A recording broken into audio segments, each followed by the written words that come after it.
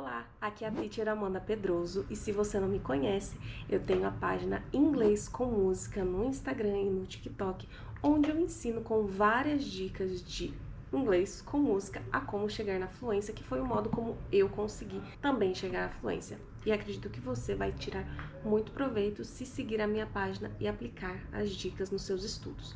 Mas o vídeo de hoje é para falar sobre a minha prova de C1, ou seja, aquela prova de avançado no inglês, dando continuidade à minha saga de tirar certificações de Cambridge na área de inglês.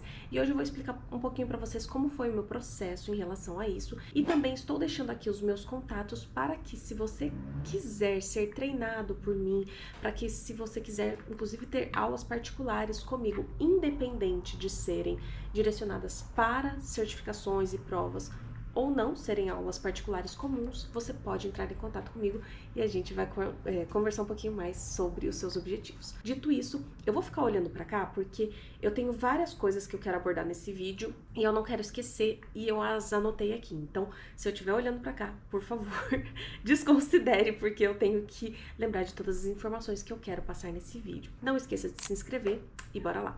Bom, o que é C1 Advanced? Essa prova de Cambridge que atesta que alguém é fluente, na verdade, fluente não, que ela é avançada em inglês.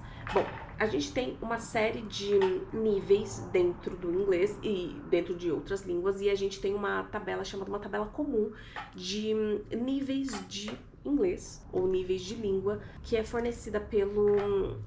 eu esqueci exatamente o termo, mas é uma tabela europeia de referência. E dentro dessa tabela nós temos A1, A2, que são os níveis mais iniciantes dentro de uma língua. Depois nós temos B1 e B2, que são os níveis intermediário, intermediário avançado dentro de uma língua. E nós temos o nível C1, C1, que é o nível avançado, e temos o nível C2, que é o proficiente, que supostamente eu e você somos em português. Porém, se nós tirássemos hoje uma certificação de C2 em português, provavelmente tanto eu quanto você a gente falharia. Por quê? Porque nós não estudamos para esse tipo de prova, nós não conhecemos o formato da prova, as regras gramaticais que são ali abordadas.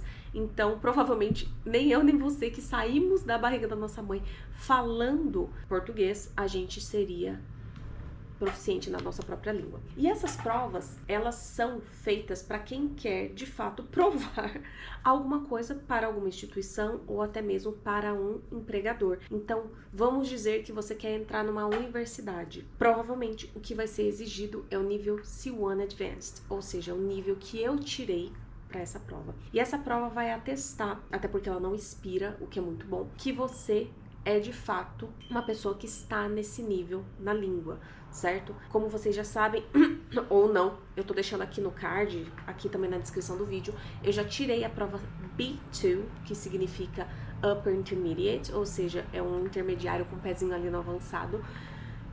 Então eu vou deixar aqui, eu não vou ficar repetindo informações daquele vídeo, mas o C1 é um nível acima. Okay? Bom, aí vamos falar da estrutura da prova. A estrutura da prova segue o mesmo do B2, ou seja, nós vamos ter 4 partes, sendo elas Reading in Use of English, Writing, Listening e Speaking. Vamos falar da primeira parte, que é Reading Use of English. Tem uma sequência, certo? São 7 partes. Eu, como professora e como estudante, eu recomendo que você, se for fazer, siga a estrutura da prova. Porque a parte 1, ela vai te preparar para a parte 2. A parte 2 vai te preparar para a parte 3, até chegar de fato na parte 7. Tem alguns professores que eles recomendam que você comece pela parte 3 ou comece pela parte 4. Não é o meu caso, tá bom? Por quê? Porque, de novo, eu acredito que se você segue a estrutura da prova, você tá sempre preparado para o que vem no próximo passo. Diferente de quando você faz meio que lá e cá, e pode ser que você, naquela coisa de... eu não vou dizer preencher o tempo, mas naquela coisa de... ai meu Deus, eu tenho que terminar logo, você esqueça de fazer alguma parte. Então, na minha opinião, é sempre bom seguir a estrutura que a prova impõe ali pra gente. Depois temos a parte de writing.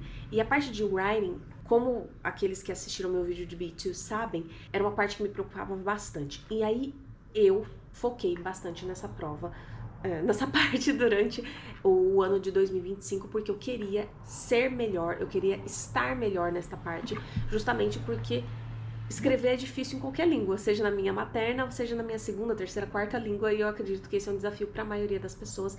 Então, eu foquei bastante, embora pudesse ter focado mais, nessa parte de writing, tanto de essays quanto para os outros formatos de prova. Então, na primeira parte você vai ter uma essay, ou seja, você vai ter ali um formato um pouco mais formal para você escrever, de 220 a 250 palavras, se eu não estiver enganada.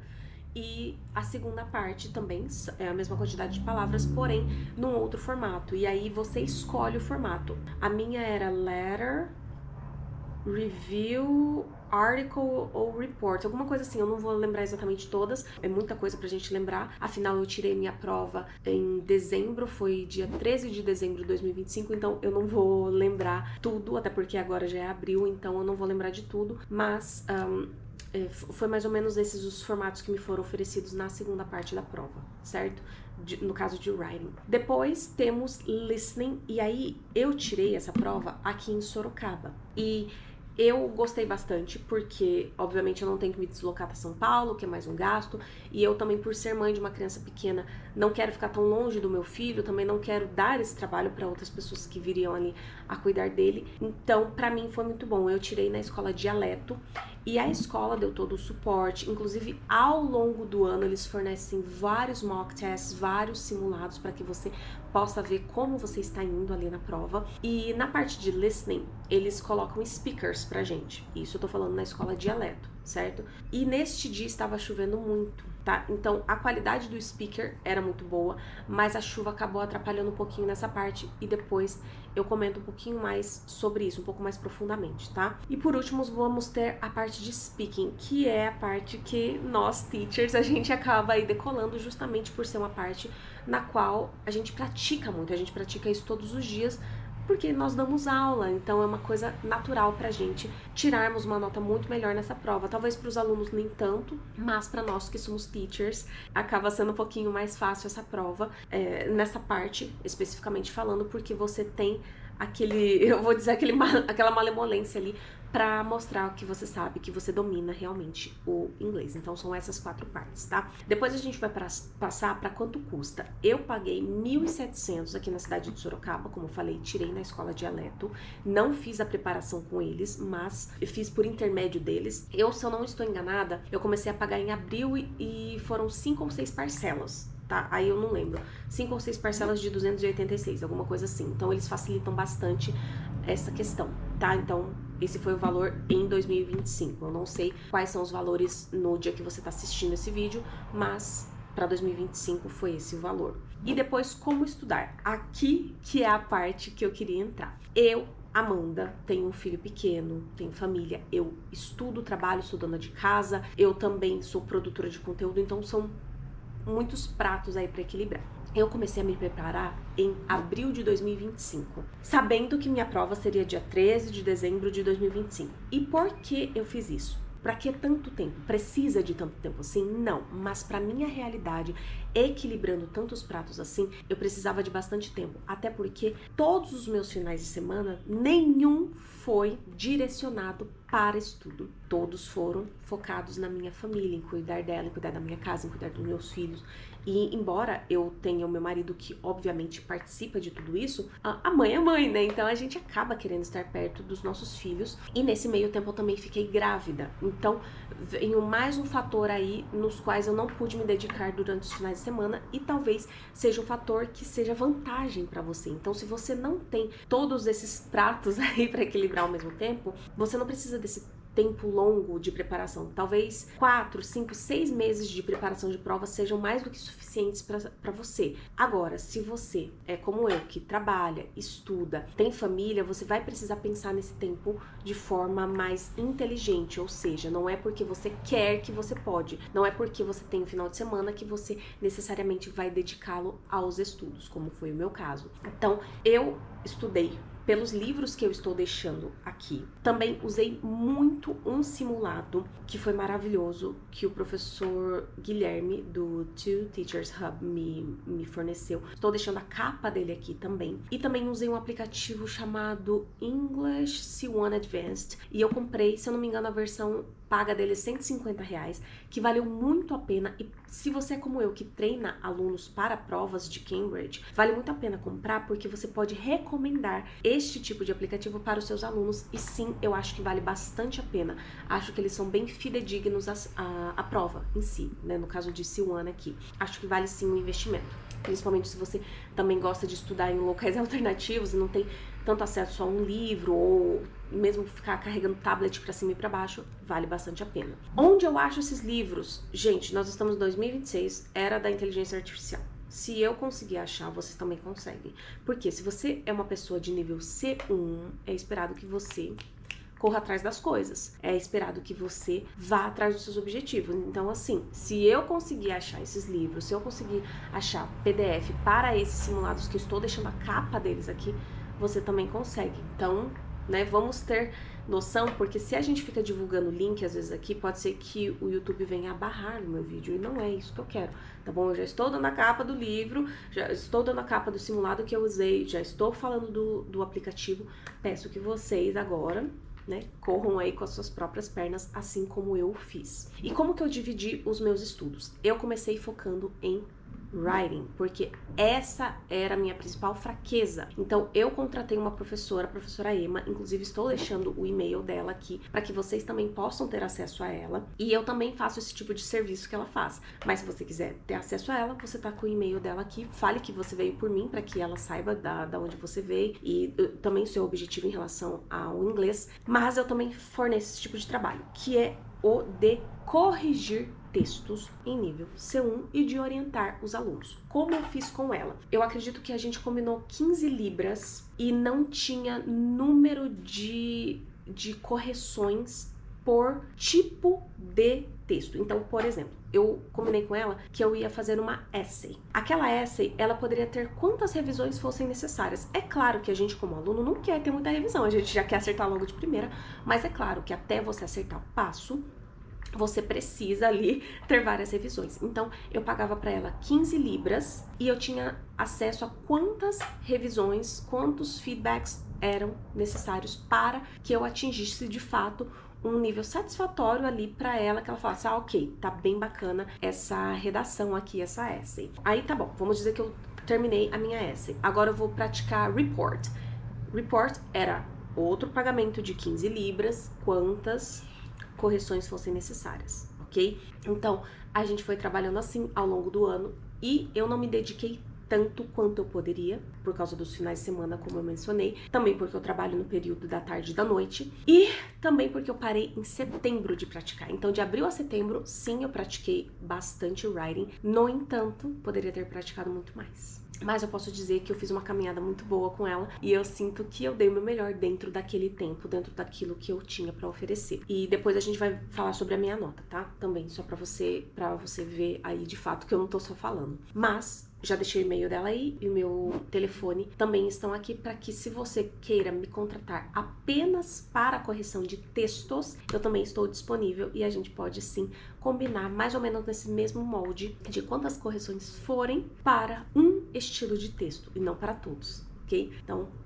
fica aí ao seu bel prazer o que você quer fazer neste caso. Também eu estudei sozinha, então parte de reading, use of English, listening, tudo isso eu me preparei sozinha, fora writing, né, como eu já mencionei. Então eu comecei abordando a parte 1, depois fui na parte 2, 3, até chegar à parte 7, ok? Sempre seguindo simulados e livro. É óbvio que eu não fiz todos os exercícios do simulado, é óbvio que eu não fiz todos os exercícios do livro, e é óbvio que eu também não terminei tudo do aplicativo, mas, por exemplo, se eu tinha dificuldade na parte de Open Close, que é a segunda parte da parte de Reading Use of English, eu focava naquela parte, e assim por diante, até que de fato eu abordei todas as partes necessárias para eu me sentir confiante ali em ter estudado e finalizado Reading Use of English. A parte de listening foi a parte que eu menos pratiquei de todas. Eu pratiquei 2 vezes, de abril a dezembro eu só pratiquei 2 vezes. Então eu não estava preparada nem para o formato da prova, nem pro que eu poderia ver ali. E isso foi um erro meu, claro, óbvio, mas também devido à falta de tempo. Então eu tive que focar em algumas coisas. Se eu queria ir melhor em writing, eu não podia dedicar esse tempo a listening, tá? Então não cometa esse mesmo erro. Eu estou deixando aqui, inclusive, uma sugestão de canal de YouTube para que você possa praticar o seu listening, que é um canal muito legal e tem vídeos para B1, B2, C1, C2, todos voltados para listening, e você pode sim ir ali e fazer a sua prática, ok? Só um pouquinho antes de finalizar listening, que eu falei que teve um probleminha da chuva nesse dia. Como a escola que eu fiz, ela usa speakers e não headphones, a gente ficou parado mais ou menos 20 minutos nesse tempo todo de prova, porque a chuva estava muito pesada e não dava para escutar nada que saía dos speakers, então nós tivemos que parar. E eu acredito que para uma pessoa que já não tinha praticado o listening aí durante o ano, e ainda assim ter parado, ou seja, você perde meio que ali aquela coisa do momento que você tá de fato focado na prova, eu acho que me prejudicou sim, mas eu não acho que foi culpa da chuva, entendeu? Eu acho que foi culpa minha mesmo que eu não estudei, poderia ter estudado muito mais, mas aconteceu, tá? Então, caso você queira se testar para alguma coisa desse dia, você pode fazer o seguinte, você pode deixar um vídeo de listening rolando no formato C1 e colocar às vezes um barulho de chuva no seu celular, tá? Vamos dizer que você tá usando seu computador, seu celular, você deixa o seu celular com barulho de chuva, para que você também se acostume a não ter um ambiente tão estéreo, para você melhorar o seu listening, ou seja, para você conseguir extrair informação daquele áudio, mesmo você tendo umas intercorrências assim, sabe? Eu acho que vale a pena, e embora a maioria das vezes não aconteça isso e tal, no meu caso aconteceu, então a gente ficou parado um tempo e pode ser que isso, né, tenha tirado o foco, enfim, de algumas pessoas, como às vezes tirou o meu também, que já era uma pessoa que também não praticou o listening durante o ano, tá? Não tô falando que é culpa da escola, até porque, né, São Pedro aquele dia queria mandar chuva, mas eu só quero mencionar isso para que você, se for tirar prova no final do ano, saiba que é um período de maior chuva. Então pode ser que venha aí, sim, a ser um dia chuvoso no dia que você for fazer prova e você não esteja preparado para isso. Pay attention, ok? Aí a parte de speaking é a parte que nós, como teachers, a gente mais produz, aqui a gente mais pratica, então eu não tive tanta dificuldade. Óbvio que eu pegava partes de speaking que tinha na internet e ia falando comigo mesma e argumentando comigo mesma, usando sim palavras bem mais fancy, palavras que são mais chiques, elegantes, palavras que não são do meu dia a dia, vamos ser bem sinceros, mas eu ia ali praticando um pouco daquela eloquência que é necessário para ser um C1, porque a diferença de um B2 para um C1 é bem grande quando a gente está falando de comunicação, principalmente em relação à eloquência, em relação a se expressar diante de diferentes assuntos e elevados assuntos, e você precisa mostrar um pouco mais que você tem um vocabulário mais elevado, eu diria assim, um vocabulário mais formal.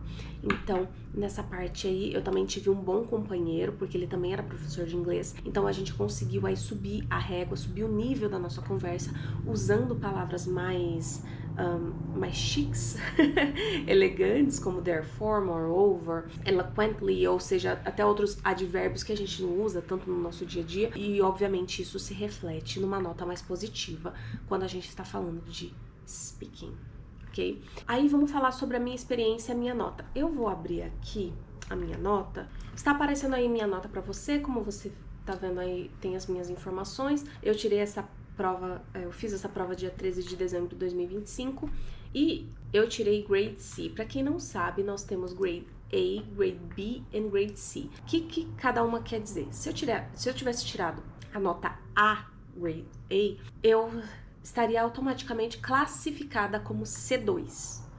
Não é o meu caso. Se eu tirasse nota B ou C, B ou C, eu seria considerada C1, que é o meu caso. ok? Então eu passei na Grade C. Se você for ver, o meu listening foi a minha pior nota, como eu disse, porque eu pratiquei pouco. Então foi 155.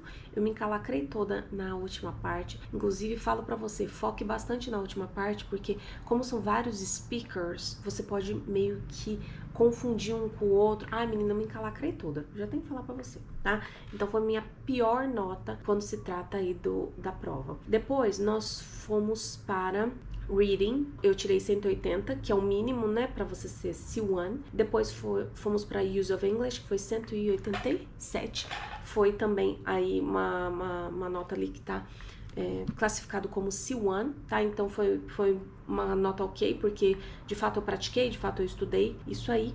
E aí a gente foi subindo, né, aqui. Writing foi a minha segunda melhor nota, que foi 193, como eu disse. Eu me dediquei a isso, eu fiquei muito feliz. De tudo isso daqui, o que eu mais fiquei feliz, eu acho que foi o Writing, porque era de fato uma dificuldade minha. E eu queria ir muito bem nessa prova.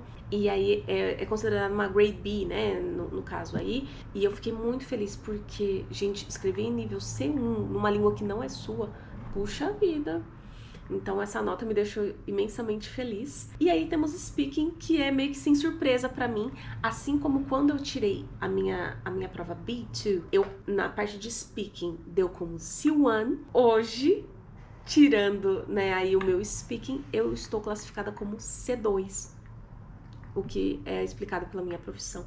Então, eu fico bem feliz com essa nota. E aí, você pode ver o meu overall score. A minha nota geral foi 185 e eu passei como C1. Então, é uma coisa que eu tô bem feliz, obviamente, dado todo esse contexto pra você, uma mãe de crianças pequenas, trabalho, estudo, trabalho à tarde e à noite, e ainda por cima sou mãe, dona de casa, enfim, isso toma bastante tempo e eu estou obviamente muito feliz. E agora, quais são os próximos passos? Eu pretendo daqui mais ou menos 2 anos, 3 anos, tirar o meu C2 e aí eu vou começar toda a minha preparação de novo. Pretendo fazer as mesmas coisas, com exceção do listening, que eu pretendo praticar mais, pra eu tirar uma boa nota no C2.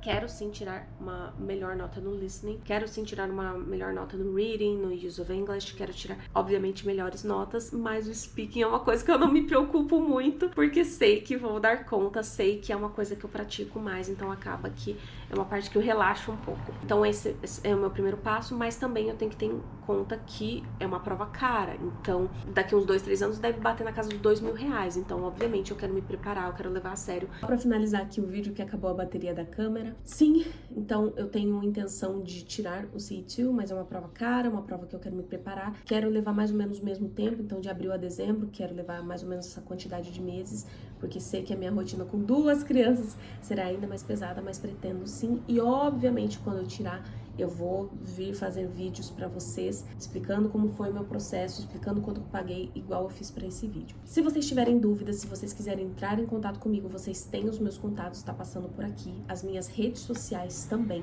estão todas aqui. Dúvidas, deixem nos comentários, tá bom? Porque eu vou estar olhando, eu olharei e vou respondê-las assim que eu puder, ok? Então, fiquem à vontade aí nos comentários, com muita educação, óbvio, e espero ver vocês, seja como alunos, seja como seguidores, em breve aí nas minhas redes sociais ou até mesmo em aulas particulares. Só mais uma coisa, vocês podem deixar sugestões de vídeos que vocês querem ver aqui, sugestões de conteúdos relacionados a inglês com música, para que eu possa trazer mais vídeos também, tá bom? Agora sim, um beijo e tchau, tchau!